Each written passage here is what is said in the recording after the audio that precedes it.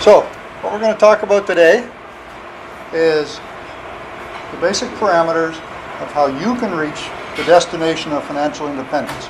I'm not going to tell anybody how to get rich, just the basics of what to do to be financially independent so you can do what you want to do. And like I say, I'm the Navigator, and this talk is based on my book that I just happened to bring a few copies of. First, I recommend you use professionals. I figure about, calculated a couple years ago, that probably 2/3 or more of the people involved in selling financial products, be they independent advisors, insurance companies, mutual fund salesmen, employees of banks and credit unions, they basically get into the business on the promise to get rich. They have little expertise. The company that hires them teaches them sales pitches and lets them loose on you. The other approach is that the other third of the people in the business, I estimate, really are professionals or take a professional approach in building up a professional practice. They do have specialized expertise. Myself was commerce and finance. They follow programs like the Certified Financial Planner. So they are committed to education and knowledge, and they do have expertise that you can benefit from. Typically, they'll belong to a professional association, such as advocates. They'll subscribe to a code of ethics. They'll carry aero and vision insurance, and they're committed to continuing education. There's even a site through the Advocates organization to help you find an advisor in your local area. The problem is only you have the big picture. To get to financial independence, you're going to have to take a holistic perspective. The financial industry is divided between people on the protection side and people on the money side. Basically, insurance versus securities. No one advisor can possibly know it all. They tend to specialize in one side or the other.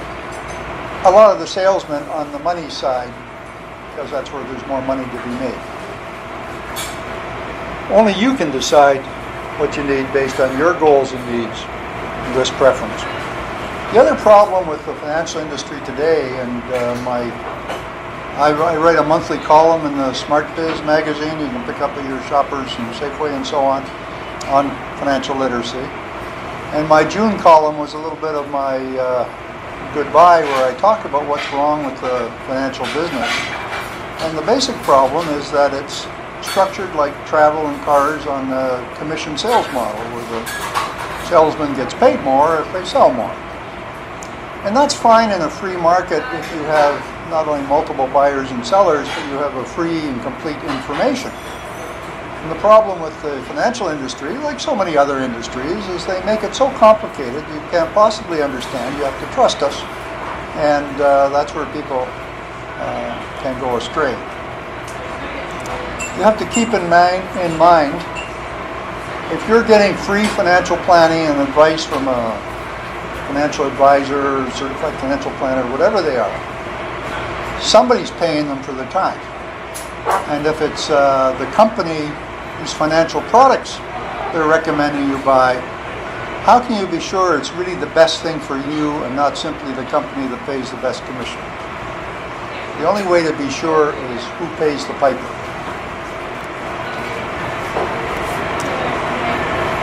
Some people think that regulations will protect them. There's a whole hodge-podge of regulatory organizations. There's a separate insurance and securities one for every province and territory, and another whole assortment as well. They have the role basically of licensing salesmen, which does have a qualification requirement and is subject to renewals. It requires a certain amount of continuing education, generally based on attending company sales presentations.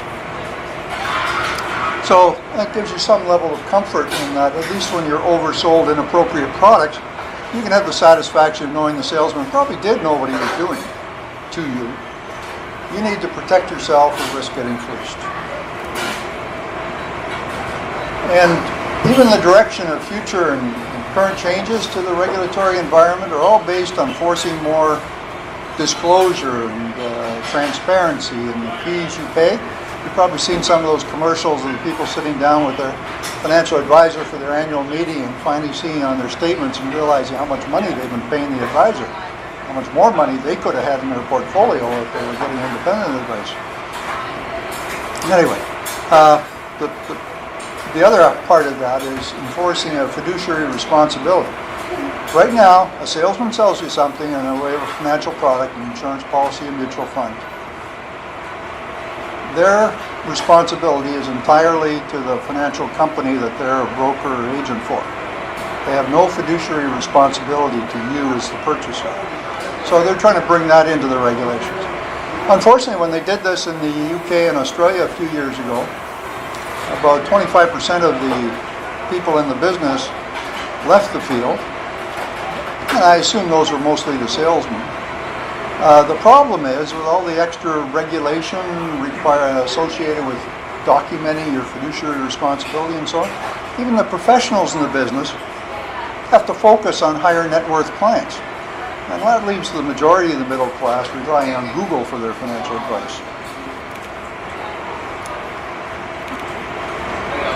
The only way you can level the playing field is for arming yourself with a little basic knowledge. Because it's really not that complicated. You just need to know enough to be able to smell a rat when the greatest thing since sliced bread is being pitched. And you may even, when you understand the structure of the industry, be able to figure out what fees you're actually paying so that you can evaluate whether you think you're getting your money's worth. I mean, financial management does cost money. The point is not to pay too much money compared to the value of what you're getting. My recommendation is to consider buying independent advice.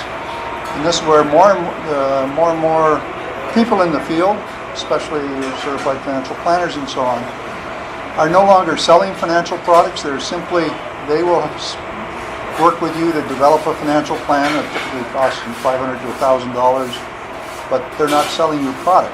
They're telling you what kind of product you have to buy. You're then free to go to Google or the internet or your local insurance company and find the product that best meets the needs. So you have the separation of influence. And that's the best way to protect yourself, because then, as far as the advice side goes, you're the one paying the piper. The whole point of this talk, the whole point of this subject, the whole point of this educating yourself with enough financial literacy to not lose your money to CRA and financial advisors, is to know that the future is looked after, that you're not worried, you're not detracting from your enjoyment of the present because of anxiety about the future. Because you really do have better things to do.